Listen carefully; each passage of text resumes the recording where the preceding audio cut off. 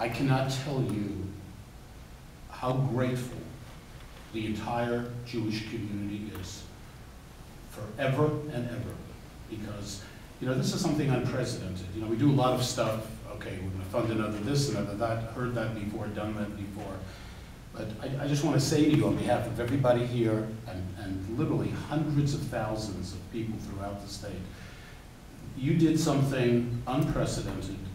I mean, you know, I don't exaggerate, you and I know each other a long time. I mean, you will go down in the annals of our community. We will sing your praises.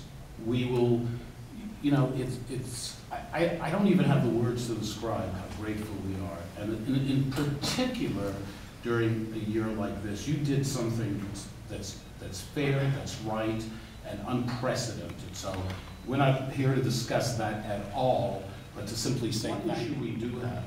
And, you know, I'm acutely aware of the difficulty of God. We're dealing with it every single day. And that would be the cap on the attendance program. There you go. Yeah, I think that is the only issue. And speaking. Originally, it was 54.9 million. It went down to 39 million Last year.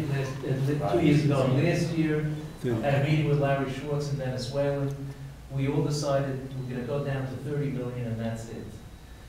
In your budget that you presented in January, we were grateful, very grateful, that you only cut us by 5%, which is the percentage that you cut the public schools. And that was a victory for us, because we know that you're committed to us and you're committed to the non-public schools. We know your commitment. You've said it before. You said it before you were governor. You said it before you were a state senator. You are committed to what we do. So you cut it by 5%. Fine. We understood that. We understood that also. But now that number has been cut. That number has been cut by 50%. Now what scares me, and I think you understand this better than I do.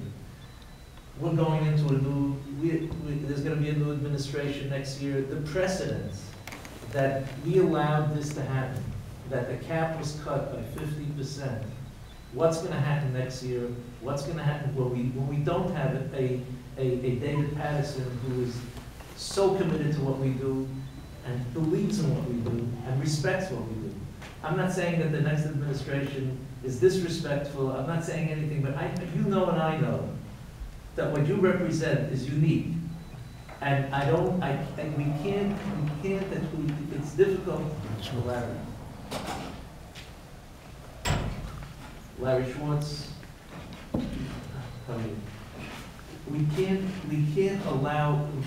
have to ask you to please help us. Because if this goes through the 50% cut, the next thing I'll know, they're going to say, forget about mandated services, forget about the non-public schools. It's a rolling problem. It's a snowball problem that is just going to get worse. It's not going to get better. So therefore, while we have our great friend David Paterson as governor, we need to put that 50% cut back. We have to restore that money. I'm pleading with you to please restore that money to the 28.5 million, which is what the original, from the 30 million, the 5% was $1.5 million to the 28.5 million. Sure. Just add, George Weinberger. It's really a question here in a certain sense, and especially, we have our own prejudiced way of looking at it, but it's really a question of equity.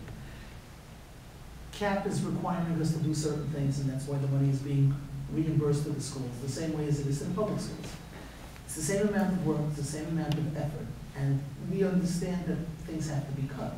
But to cut it disproportionately from private schools and parochial schools, as opposed to the public school, that seems to be unfair. You're not changing the amount of work. What you're saying basically is that this can get cut 50% and this can only get cut 5%. If it turns out that the number, instead of being 5%, was 5.5%, in order that, because it's really not going to be much different than that, or 6%, and it's across the board, that's a fair cut. Nobody's opposing or arguing the question that the bottom line has to remain the same. It's not asking for more money. It's just a question of being.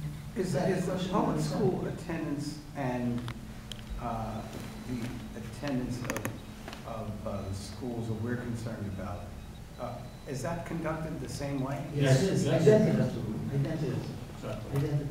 It's the identical service and we're being cut by 50%, even though we're going to continue to do the service, we're going to continue to do the attendance, because it's still required. The mandate is still there, number one. Number two, even if the mandate was not there, we would still have to do it regardless. Because there's a justification for the mandate. It wasn't just up in the air. Right. In addition, our yeshivas are struggling tremendously. Tuition collections are down, depending on the school, anywhere from 10 to 20%.